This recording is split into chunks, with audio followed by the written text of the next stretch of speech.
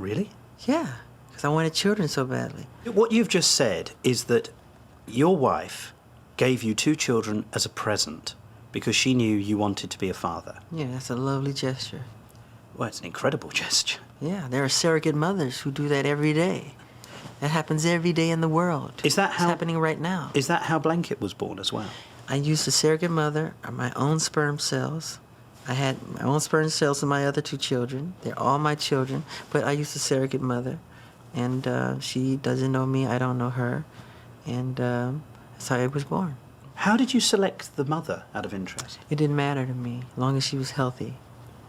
I didn't care what race. I said, as long as she's healthy and she doesn't have her vision's good and her intellect. I want to know how intelligent she is. Would you have conceived a child with a black woman? Of course. As a surrogate mother? Of course. But I've seen Blanket, and I think safe to say his mother was probably white. No, you're wrong. I'm wrong? Yeah. Oh, really? Yeah. So Blanket's mother's black? Yeah. But Blanket's so light. Black people were called colored people because we come in all colors. From very white, as white as my hand, to very dark, as the dark of your shirt. My father has blue eyes. And when they see Paris, they always think Debbie, but that could easily be my father's genes, Really? Of course. So when do you think you're going to have your next child? I wish I could have it today. Really? I was thinking about adopting 2 kids from each continent around the world. Really? Yeah. Boy and a girl. From each every continent? On every continent. That's my dream. And he deserved all the joys of life as any And so other it kid. was that we came back to our meeting at Neverland with 12-year-old Gavin. I'd found this easily the most disturbing moment of the past 8 months. But, some have, and they say, is that really appropriate? When you're talking about children, we met Gavin. Mm-hmm. And it was a great privilege to meet Gavin because he's had a lot of suffering in his life. Yeah.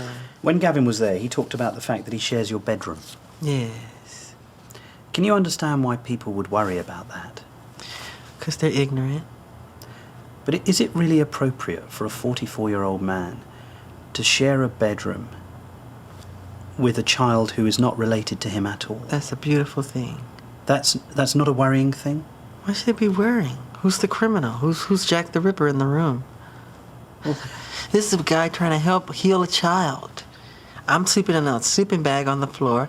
I gave him the bed because he has a brother named Star. So him and Star took the bed, and I'm on the floor in the sleeping bag. Did you ever sleep in the bed with them? No. But I have slept in the bed with many children. I sleep in the bed with all of them. When Macaulay Culkin were little, Kieran Culkin would sleep on this side, Macaulay Culkin's on this side, his sister's in there. We're all just jamming the bed. And we wake up like dawn and go in a hot air balloon. We have the footage. I have all that footage. But is that right, Michael? It's very right. It's very loving. That's what the world needs now.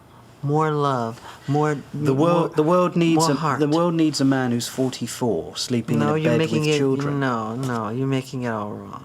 Well, tell me, help me. Because what's wrong with sharing a love? You don't sleep with your kids or some other kid who needs love, who didn't have a good childhood? No, I don't. I would never dream of sleeping. I would. I would never dream. Because you've never been where I've been mentally. What do you think people would say if I said, well, I've invited some of my daughter's friends round or my son's friends round and they're going to sleep in the bed with me tonight? That's fine. What do you think their parents would say? If they're wacky, they would say you can't. But if you're a close family, like your family, you know them well, But Michael, I wouldn't like my children to sleep in anybody else's bed. Well, I wouldn't mind if I knew the person well, and if I'm very close to Barry Gibb, Paris and Prince can stay with him anytime. My children sleep with other people all the time. And you're happy with that? I'm fine with it. They're honest. They're sweet people. They're not Jack the Ripper. I suppose the problem for many people is what happened in 1993, or what didn't happen. What didn't happen? Just cast your mind back. What was that like when you first heard the allegations that were being made against you? It was shocking, and I'm not allowed to talk about this by way of law. So, But how did you feel about what was being said? I'm not asking you to talk about what was said. I was shocked because God knows in my heart how much I adore children. But isn't that precisely the problem? That when you actually invite children into your bed, you never know what's going to happen. But when you say bed, you're thinking sexual. They make that sexual. It's not sexual. But We're going to sleep.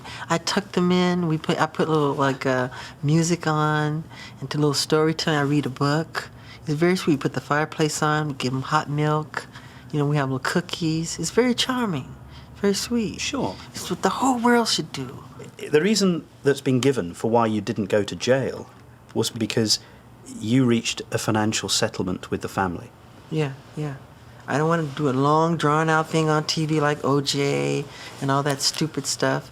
And it wouldn't look right. I just said, look, get this over with. I want to go on with my life. It's just ridiculous. I've had enough. Go. I questioned him much further, but the confidentiality agreement he signed means we cannot show that part of the interview. My questions had upset him deeply. People don't even eat with their fathers anymore, or their mothers. The family bond has been broken. It's an outcry for attention why kids are going to school with guns. They want love. They want to be touched. They want to be held. But they're busy off on their day job, and and they leave them at home on the computer, and they're just doing all kind of crazy stuff, and that's destroying our world. We need to bond again. That's very important, Martin. Why does it mean so much to you? I'm just very sensitive to their pain, and I'm very sensitive to the family, the human condition, on that subject. It means a lot to me, and I want to help, do whatever I can to help that, And it's, like I said before, and I'll say it a million times, I'm not afraid to say it. If there were no children on this earth, if somebody announced all kids are dead, I would jump off the balcony immediately. I'm done. I'm done. We've been together for such a long time now, music. And so I left Michael Jackson as he prepared to go back to Neverland. What I'd come to realise was that Neverland wasn't just a home near Los Angeles, it was Michael Jackson's world, wherever he happened to be. A place where his enormous wealth allowed him to do what he wanted, when he wanted, how he wanted. It's a place that he'd created.